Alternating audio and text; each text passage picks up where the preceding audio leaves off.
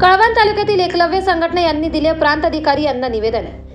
कळवण सुरगाणा हा अतिदुर्गम भाग असून अनेक आदिवासी वस्तीत व गाव खेड्यापाड्यात बांधवांना शासनाच्या विविध मूलभूत समस्या, अन्न, निवारा, रेशन कार्ड पासून वंचित, काही विधवा महिला वंचित अशा एक ना अनेक समस्यांपासून वंचित आहेत। तर त्यामुळे त्यांना शासन दरबारी योजनेचा लाभ मिळावा म्हणून आदिवासी समाजाचा विकास म्हणाल तर कुठेतरी खुंटला आहे। म्हणून आम्ही सर्वांनी एकत्र येऊन समाजातील सामाजिक, आर्थिक, बेरोजगार, शैक्षणिक व शासकीय योजनांबाबत प्रकल्प अधिकारी तथा जिल्हाधिकारी विशाल नरवाडे यांना निवेदन देऊन त्यांच्या पुढे अनेक अडचणींच्या व्यथा, कथा, समस्या सांगण्यात आली।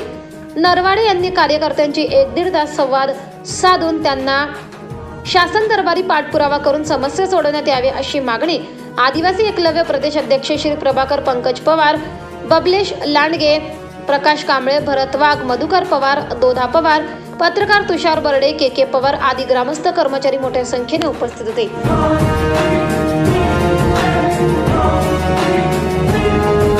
Twenty four live Maharashtra news साठी गणेश धुळे, सुरगाणा।